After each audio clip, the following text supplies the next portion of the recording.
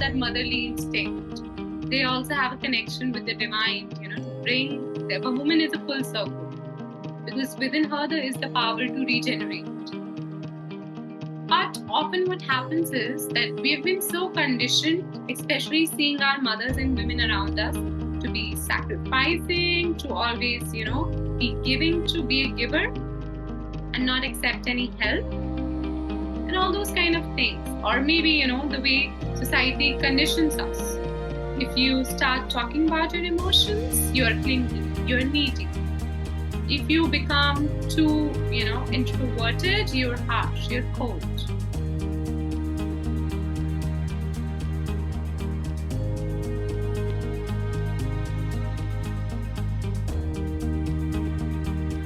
Morning, good afternoon, good evening, my fearless tribe. My name is Lorena Garfi, and I am your fearless authenticity coach. And today we have with us a very, very special human being. And she's also a coach and a friend and an amazing soul. So without further ado, I'm going to let her introduce herself. Welcome, Simmran, to the Thank you, Fearless Lorena. Tribe. And I'm especially grateful that you're the one hosting it because we have such a special bond. So I am Simran, as introduced by Lorena. I'm from India. I'm a holistic relationship coach, and I help people transform their relationships with themselves and others. How beautiful and how important is that nowadays, right? Especially the relationship with ourselves. I know you helped me in my relationship. Just talking to you, I learned so much. So everybody here is up for a treat. So tell me, Simran, what does fearless means to you? So I think that, while growing up, I was so obsessed with being the good girl that sometimes showing up for yourself makes you fearful because that's not how we have been conditioned. So to me, fearless means that whenever something wrong happens to you, you're able to stand up for it, stand for yourself, stand for others. So it is, for me, fearless means voicing your voice. Yes. Make sure you're heard. Yes. And just leap off faith, jump off the cliff. That's right. Well, that's the only way, really, if you want to move forward in life, if you want to do something about yourself, we're going to have to take risks, and we might feel a little scared, right? But we can transform it in exciting and just be fearless and jump into it. And how difficult, right? You would think, what's the easier thing to do? Just do nothing, just be you. But in a world that's so conditioned by society, sometimes it's scary to be us because we feel like we're not going to be loved or we're going to be breaking the rules. So having said that, can you think about a specific time that you had no option but to be fearless? So this was just last year, I think, around this May, June summer season. That I had just graduated from the Shetty certification school, and I did not have a social media presence. And I remember that I knew I have to be out there so that I can reach people and impact their lives. But in the last few years, I had grown to be the kind of person who did not like to be on social media. So I would never post my pictures. There's always pictures of flowers, picture of places, or a picture where you can't recognize. And it's not because I was conscious of myself or anything. It's just that I overvalued my privacy. I believed if I'm going to be out there, it has to be for a purpose. So, I was thinking about it for weeks, but I just needed that little push, which one of the fellow coaches helped me to do. And we digged into that, and I realized it was because somewhere at the back of my mind, maybe there was this thing that if I do this one thing, people are going to attach 4 more things to it, like attention seeking or, stereotypes and whatever comes with it. Yeah. But the thing is, the reason I was not posting myself on social media was because I did not need external validation. So if I'm not looking for validation, I also have to be, quite receptive towards criticism. And I dig deep on what it meant to me and how you can be a good girl and still, you can be all over the place. You can be out there and connect with the world. So that's when I realized I had no choice but to be fearless. And I think another instance was when I always grew up believing that you should have enough self esteem that if no one is standing for you and supporting you, you should be at least there to support yourself. So whenever I faced difficulties, I had this beautiful support system.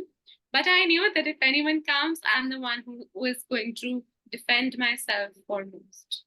So yeah, that's how I Yeah. relate. Yeah, well, that takes a lot of courage, right? Because also we're vulnerable. We put ourselves out there. But as coaches, and I'm sure I can speak to you here because I know your soul, uh, we're not doing it for us. We are spreading a positive message. So if we get some backlash, if somebody says something about us, oh well, we have a clear conscience. We're doing it for others, right? And did you regret it?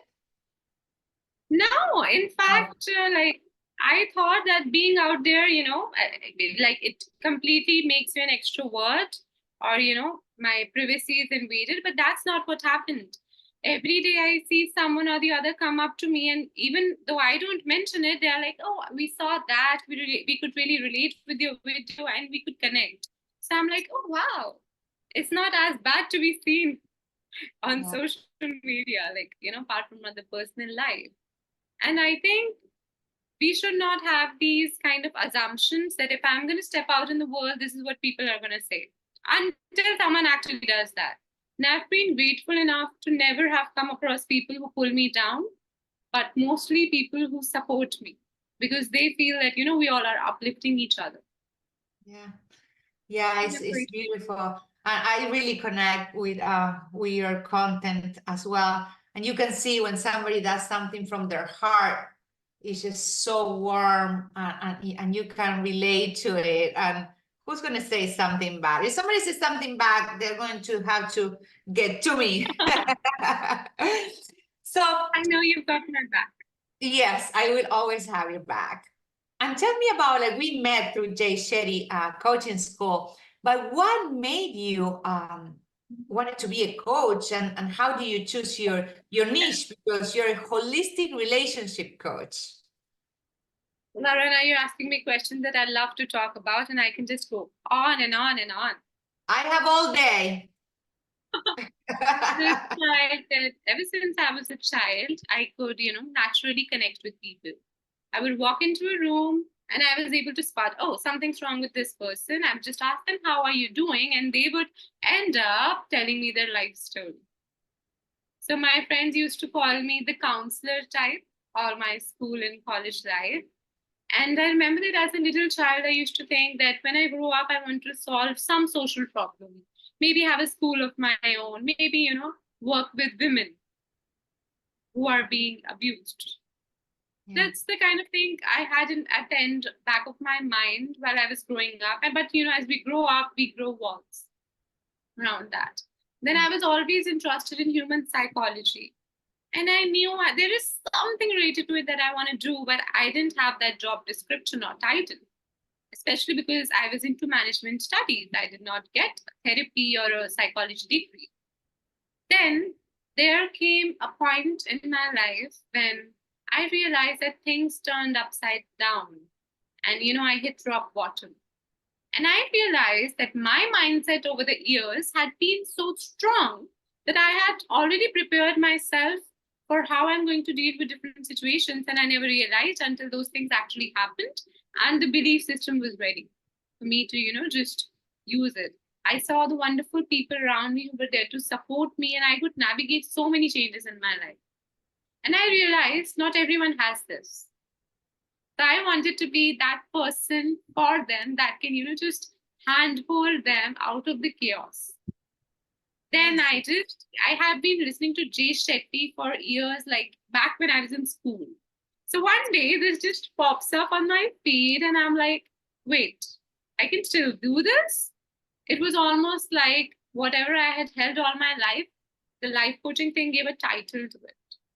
And I really connected with it. So I took the pathway program. I waited for an year to be able to, gather all the resources. Last year, 22nd January, I just took the leap of faith. And I was like, wow, it's done. Yes. Coming Yes. to the niche, if you would have asked me in a job interview what matters to me, I wouldn't say it's my work. I would say it's the people around me because I truly value the relationships I have in my life. Ultimately, we are the sum of the people around us and how we feel for them.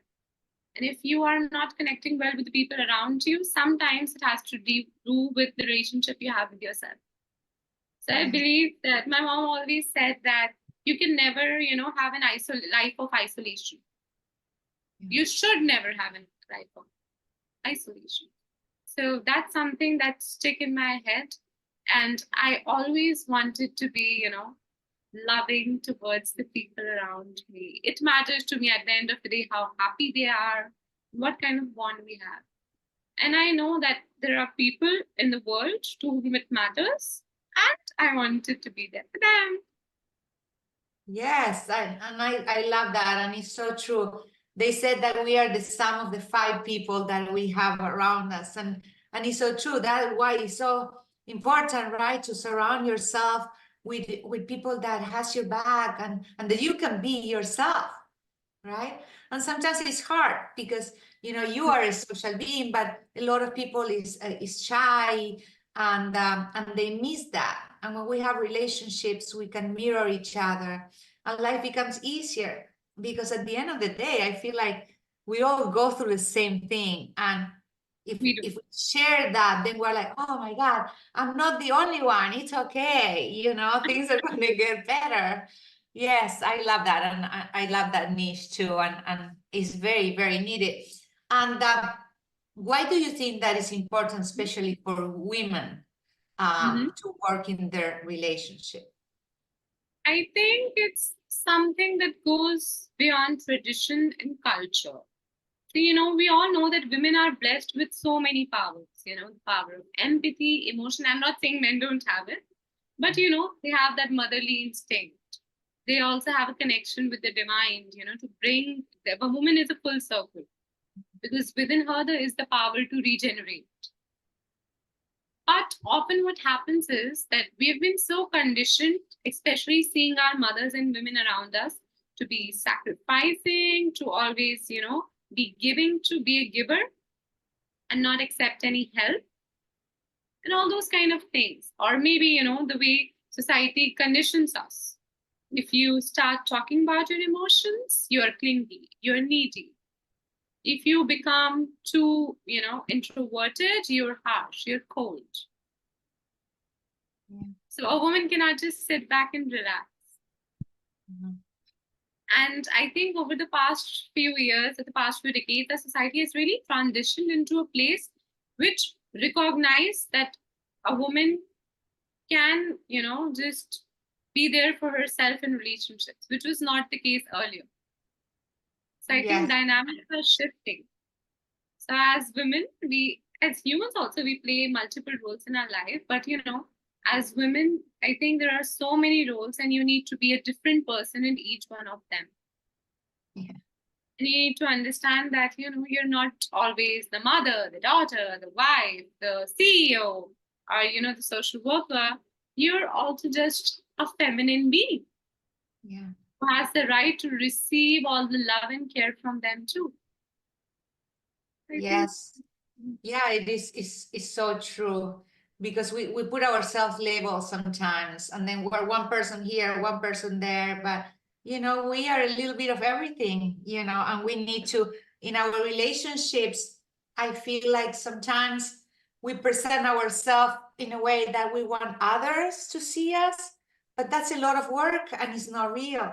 So, it's so important just to, when you show up, always show up as yourself. So then the people that likes who you truly are is the people that you want to have in your life, right? Oh, anyway. Now, what you said about authenticity, Lorena. Hey, listen, it all works together. Authenticity is it goes everywhere, you know. We need to use it for everything. And how do you Mhm. how do you raise the awareness of all Mhm. this on you know how to create a good relationship with you and with others and all that stuff? How do you personally raise the awareness for that? Okay, so like when I'm working with someone or in general around me, when I'm interacting with people. Um, both, both, both, and with your clients or like with your social media.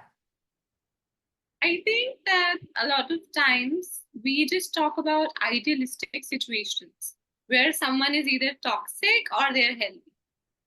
But life is not black and white, it's quite Mm, gray. You could have a toxic person with some seemingly healthy traits that can keep you hooked in a relationship for long till you're too weak to stand up and leave. Or you could be with a very nice person, who has healthy emotions, is a really good person, but there will be difficult moments too. yeah. So I think that when we have these so many relationships in our life and we see a pattern, maybe you had that similar pattern with your parents, then with the partners that you have, or are going to find a pattern which can be something as simple as a habit, like not being able to say no, being affected by others' emotions, Mm, or maybe whenever someone comes up and talks to you, you feel that maybe you have trust issues. So mm, it's not always about a specific kind of relationships, but specific kind of situations that you keep finding yourself again and again. What is mm, something, like if I ask you, Learn, what is something that you constantly keep feeling that triggers you in your relationships? mm. Oh, you want one thing? Well, you know, like I know that a lot of my triggers, Mhm. they come from a need that wasn't met when I was a child, you know. So then it's like you said, then we are here in relationships as grown-ups, but I am very immature still. I'm working on myself every day. When I coach my clients, I'm coaching myself as well. I'm sure that you're the same. And yes, the trick is like you said, is just being like, is this relationship good for me? Why am I getting triggered? You know, maybe you're getting triggered because something that happened to you as a child. You don't trust other people. So then, like you said, you need to be, what is the pattern? Why do I keep doing this? You know, and yeah, I love the way that you raise awareness like that, because when we realize that we always do the same thing, obviously we're going to have the same results. Exactly. And like you said about the childhood, so I think our childhood hunger is something that never leaves us. And I think one of the areas that is the most untalked about is having good people in your life and having problems with them. Yeah. There are the person can be really good, but you could have a difficult relationship with them. I have seen that the person that you have the best communication with, you're going to have communication problems with. Person that you have the greatest understanding with, you're going to have problems because we are always expecting more. So I think those kind of real life situations that all of us witness in some or the other form is much more important to talk about than theoretical terms like walking on eggshells or all those gaslighting and those terms. So instead of just labeling people, let's understand their unique structure. They are a being with their own world and their own mind and heart. Yeah, we all come with different stories and different maps of our world. And in relationships, like you said, sometimes because you just said, like, you know, sometimes we're great people and we're still unhappy and we still don't trust. And sometimes the person that is with us is the same way. And we're like, what do you mean? I do everything for you. Why don't you trust me? But if we can see how their map of the world is different than ours, and we can put ourselves in their shoes, then we can be like, okay, I understand he's this way because of that. So then you can start a communication in your relationship, how you can see each other, and then maybe that person is for you or maybe it's not, but we're giving them the chance, and we go to the root of the cause, right? Mm-hmm. Yes. And You have how to do be you, genuinely curious for the people that you love, genuinely curious about their mind and their heart. and curiosity, that's another subject altogether we can talk for a long time, right? How important in every area of our life is to be curious. And as children, we are inherently, by nature curious, and we end up killing that as we grow up. Yes, we need to start like having that childlike curiosity, like why is this happening? And then because then we see different perspectives and we learn and we open our mind. And in Spanish, we have a saying that is like in English is curiosity killed the cat. But we need to take that out of the whole quote dictionary because Cat has to get out of the bag, Lauren. yes, the cat needs to be out of the bag. Exactly. It should be a curious cat. It doesn't kill anybody. It actually opens more doors, right? I'm talking about curiosity. How and when did you find your purpose? Such a big word. Okay, so to be honest, I have been a lover of quotes ever since I was a child. Having a little folder, writing them everywhere on my quotes, and some of them just stayed with me as a part of who I am. And one of them is that the aim of life is to find your gift, and the purpose of life is to give it away. Yes. So I think that's my sole purpose. Life coaching is my purpose because I realized there was a moment in my life where I was like, if I can save one person like me, if I can get one person who has suffered like me out of a situation, if I can help one person transform their life, then my purpose of living is served. There is salvation in life. Yeah, because a lot of people think that, oh, we need to find our purpose. First of all, I believe that we are all born with a gift. Our purpose is actually to just find that gift. And then how are you going to share it? And it doesn't have to be like, and it could be, yes, I'm going to be the best life coach or the best influencer, or I'm going to give classes. But your purpose can be just being your beautiful self around other people, in the grocery store, at the doctor's office, with people that walk around. Your purpose might be to cheer up one person. That Be a person, sun. yes, you do that all the time. Every time I see your face, that's your purpose, to make me happy. I bombard people's inboxes with sun. I love it. I love it. All hearts, sunshines, and butterflies you are. But yes, our purpose can be so many different things. Our purpose may be just being a mom, because sometimes a lot of moms feel like, am I doing enough? Like, what's my purpose? And then maybe it is to raise this kid, and this kid will go on and change the world.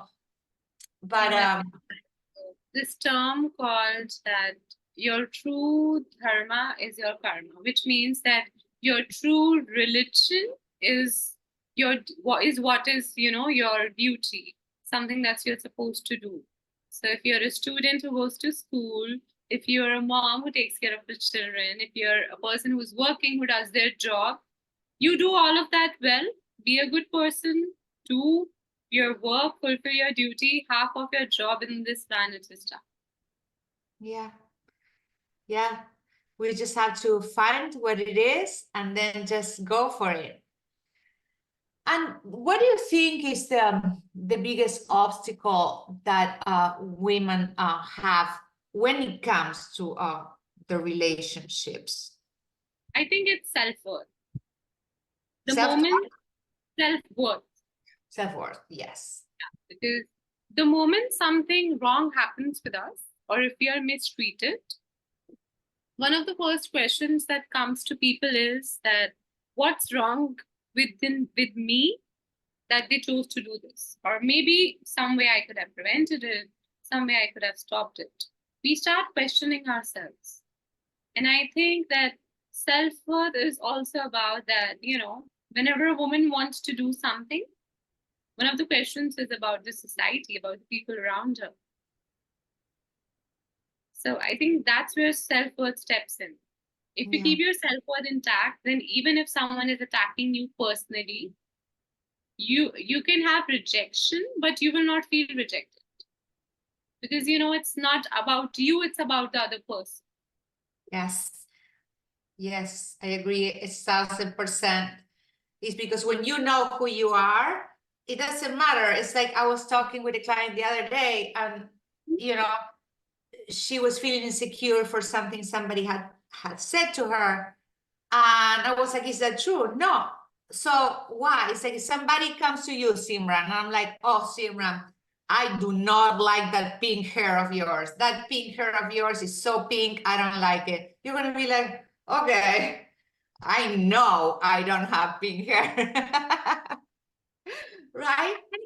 It's also like that, first of all, you really need to, start putting question to negative statements. The moment something pops up in your head, put a question mark. Leave it as a question, it's gonna damage you less. And even if you have a flaw, you do not deserve to be mistreated for that. Yes. You really No. need to draw the line. Yes, yes. And that's how you overcome it, right? Just by being aware. I'm like, what is this person and why am I feeling like that? Because we are all born perfect and beautiful and just like we are and deserving of unconditional love, especially from us, from ourselves to us, right? So is it any a tool that you really like and it works for you when it comes to your personal growth? So personally, for me, what I have seen is that, that just sitting with your thoughts. And when I say sitting with your thoughts, what I mean is that there has to be those moments of silence where you just focus on where you are, whether you're, sitting on your bed, you're driving, or you're just walking, and you let all the feelings sink in. And I always, see this real life metaphor that you're just walking towards a place and all the wind is hitting. And in that moment, if you're able to feel that coolness of the wind on your skin, the warmth of the sun on you, what is the feeling that you get in that moment? And I think those kind of reflections have really helped me in life. Yeah. So it doesn't matter whether you meditate or journal. It won't help you unless you actually connect within yourself and try to understand what is it that I actually feel. And do I want to keep feeling this way? Yeah, and what's your favorite? Like, what do you do? I use all the tools. I need all the tools, but I like to meditate. I'm not good at journaling. I work with my clients because I know how good it is. So I always offer that option. But what works for you the most? So I've seen that what works for me best, it was journaling for a long time because I remember even as a child, I loved just writing stuff down and it works with me today also. But sometimes there will be moments when you have those temporary angry moments and you just want to write it down. But if you let it settle for a bit, you realize that's not something that actually deserves the place in your journal. Mm. And I've seen that we journal less about the good things that we feel. Yeah. That's how my journaling journey has been. And lately, within the last 2, 3 months, I've been able to journal much less than before because mostly I'm tired by that time. But I've seen what works the best is visualizing, Mm. whether it is getting rid of something or, just just visualize what is it that fills your heart with joy. Yeah. And just get a hold of that feeling that you want to carry with you. And I just recently tried something 2, 3 days ago. I would love to share it with you. Yes. It was like I was meditating in the morning, and we all have different kind of issues, and I just started talking to my body. Okay. We talk so much about the soul, but sometimes we forget that the body is also a container for the soul. So I just start talking good things to my body. Oh, you're functioning well. You're doing all that you need. You can feel safe. And that really helped me. So I know those are affirmations, but something that you're just doing not to show up in the world like the way a world wants, but just to make yourself feel safe and loved. So I think it's that journaling when you want, visualizing how you want to feel, and saying loving things to yourself. If not out loud, it should just echo within your being. Yeah, it's an energetic thing because we are all like energetic beings. So it's just, I love because that's very practical. Like there's something for everybody, journaling, that positive self, or the visualization that you were talking about. I love what you said, how to connect with that feeling, because it's not just about having a picture of what you want to be doing. And by the way, I do that as well, but also having a picture and just getting in the feeling like you are there and Mhm. it's happening, and being grateful. Thank you, like you said in the last one. Thank you, body. Thank you, cells, for renewing every day. Thank you for this wonderful day that's about to happen. And We just have too many goals that we do not even realize that how we are talking to our body the entire day. I'm gaining weight, I'm gaining weight. And I think I've done that in the past, but just chill a bit, give it some love. yeah, it's all about like awareness. It's like it's hard at the beginning because we are so used to just be like, oh my God, I'm so silly, I'm stupid, I don't know how to do that. But if we start having these conversations, and then when you say something like that, you're like, no, you're not. You don't know how to do this yet. Or like, changing the conversation. And it sounds a little woohoo, for a lot of people, because it sounded yoo-hoo for me when I didn't know, but it works. You just have to trust the process, because I see huge changes. So thank you. Thank you for sharing us uh, um, with all of that, with all of us, all your secrets. What why coaching you Mhm. think is so important to empower women? Okay, so how you mean to say that how is coaching essential to empowerment, right? Yes, yes.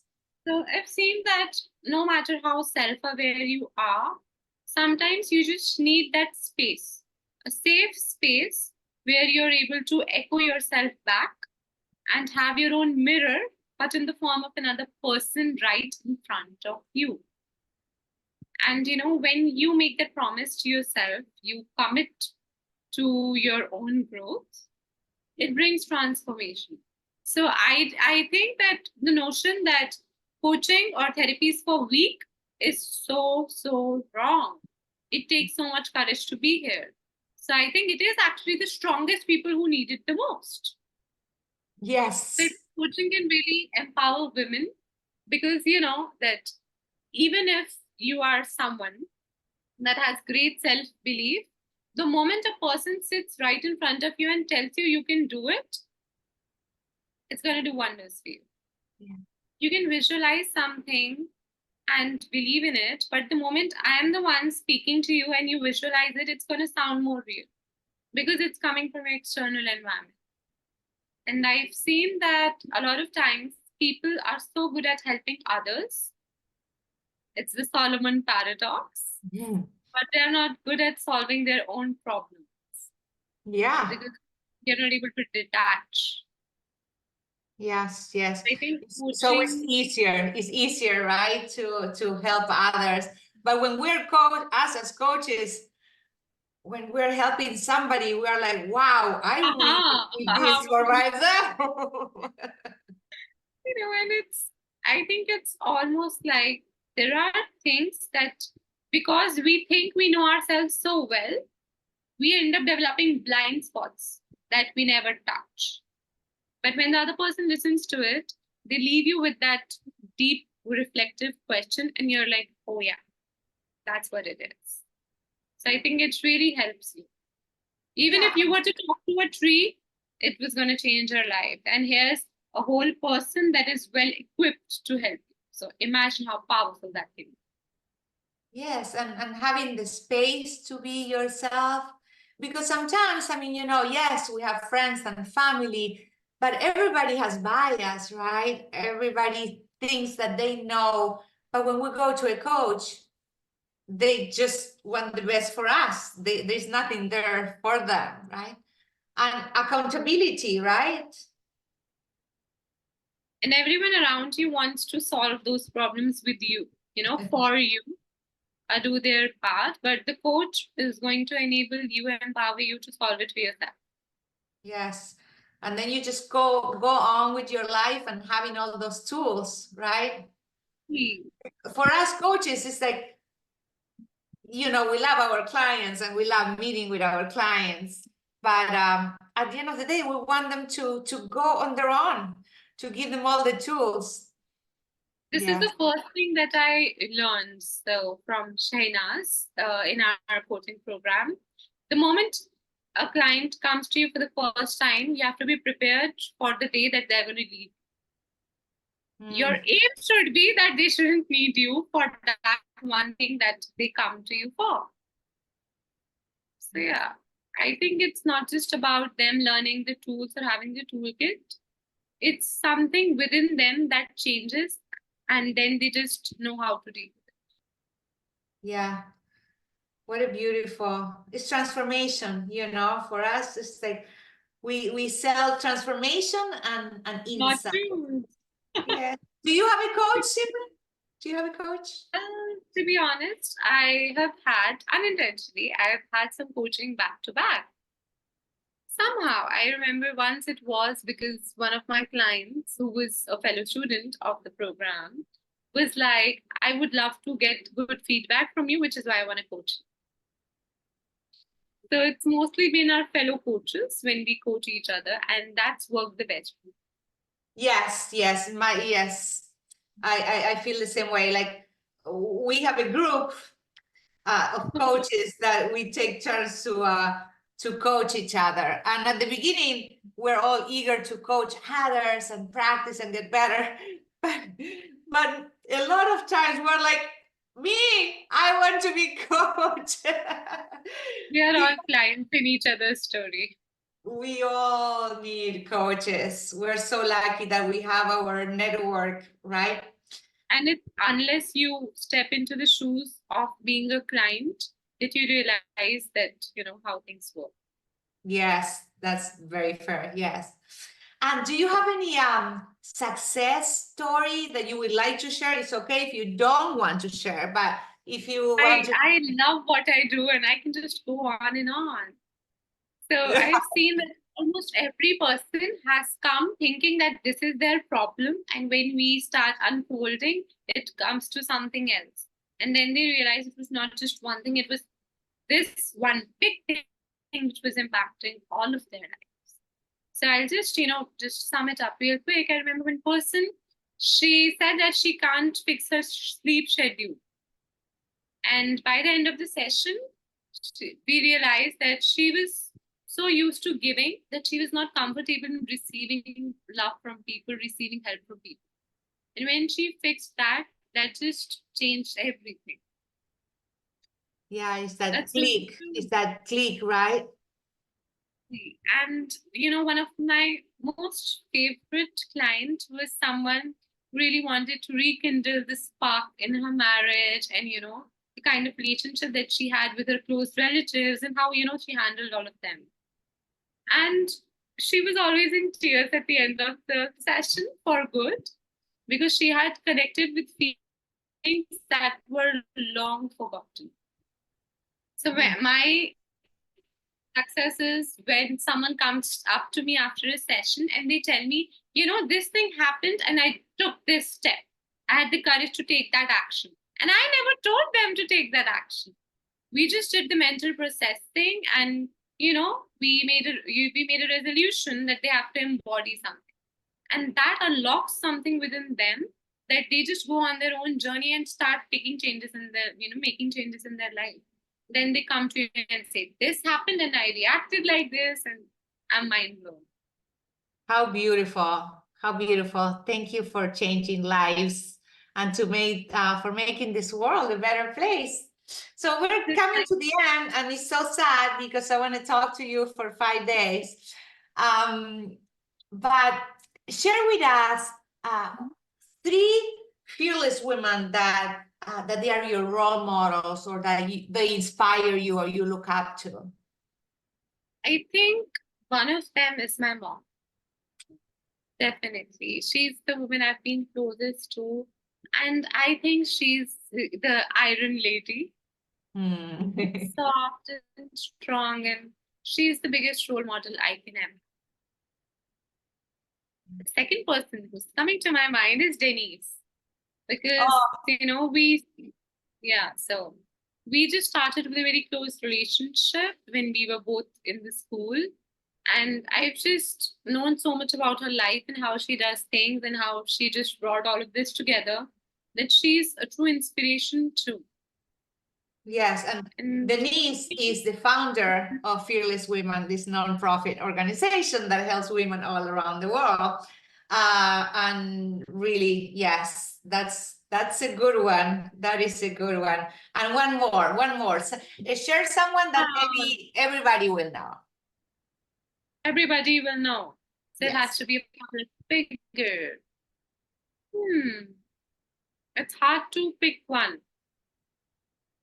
There's just so many great people out there. I know it's difficult. When I did this interview, I was thinking about Mel Robbins, but it's true. It's just so many people and in so many different I think the third one is a sum of all the beautiful women that we see around us. Yeah. The women that we read and everything.